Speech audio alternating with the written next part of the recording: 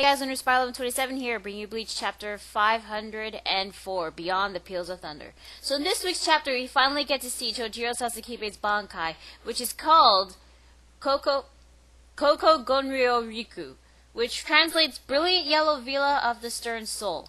So what this bankai is a giant dome of lightning with a couple of lightning pillars holding on to it. And according to Shuei Sagi, this bankai is actually similar to Hyorin Maru, which is able to control the weather. So this is actually, but Hyorin Maru can control like snow, like ice. His is more lightning based, which was pretty obvious if you've watched the Zanpakuto filler arc. And this is actually the first Zanpakuto we ever seen that was actually lightning based. So anyway, Driscoll command actually shoots beam of lightning towards Yamammoto, and Yamammoto is getting fried by this, but he's just standing there having a flashback. So in this flashback, we get to see him as an instructor of the Genji school. His name, Shigekune Yamammoto. It was kind of surprising to see him really young. I mean, in this one, he looks like he's in his 40s or 50s. It must have been like a couple hundred years ago.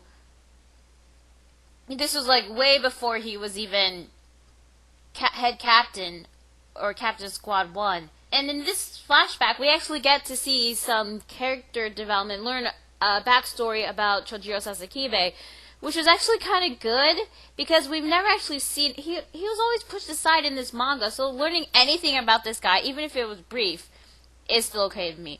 So anyway, in this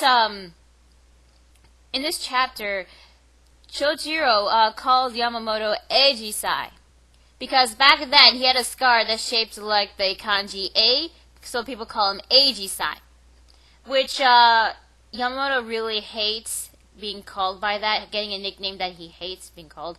I can relate because I was given a nickname that I really hated, which I'm not going to say. So anyway, we get to see also a young Sasakibe. He wanted to become Yamammoto's attendant or right-hand man or something like that. And in order to do so, he spent the month learning bankai. So Yamammoto decides to see Chojiro's bankai, but we don't get to see what it can do. While he was having his flashback, he's still getting struck by lightning by Driscoll. And in his flashback, Yamammoto said that that he really liked Chojiro's bankai, that it was splendid, and it didn't really defeat him, but it did leave him another scar on his forehead, which explains, I guess he explained like how he got the second scar. And even though his bankai wasn't actually perfect or strong enough, Chojiro says that he would spend the rest of his life perfecting the bankai and become really stronger for Yamammoto. Because of the second scar, people decided to call him Juji-sai. But Chojiro still called him Eiji-sai because he says he can't very well change Eiji-sai Dono's name because of a wound he inflicted himself. So thanks to Chojiro, he decided to name himself Genryu-sai. I don't know how you get that from Eiji-sai and Juji-sai, but I'm assuming he got Genryu-sai because of the name of the school that he was in. So I don't know how he got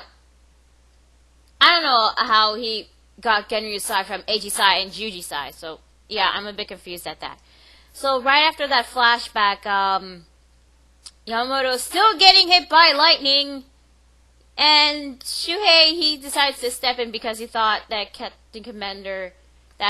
captain Yamammoto lost consciousness. But Yamammoto tells Shuhei to stay back, and then he gets hit by lightning again. Yeah, maybe Driscoll should do something aside from getting hit by lightning, obviously, because it's not working. We actually get this pretty cool monologue with Yamammoto, along with this huge panel of his angry face, which I really liked. So in this panel, he's like, Chojiro, it must be so bitter for you, Chojiro. Your rage, I understand.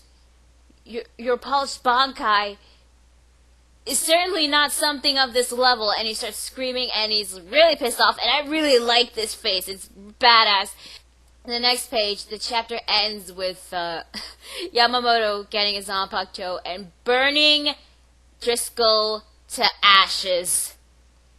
And that's where the chapter ends. So, yeah, this was another good chapter of Bleach. Yamammoto was freaking badass in this. Driscoll, yeah, so that's 4 Sternritters dead. Driscoll is, yeah, he's... The fight wasn't actually much of a fight, really. It was just...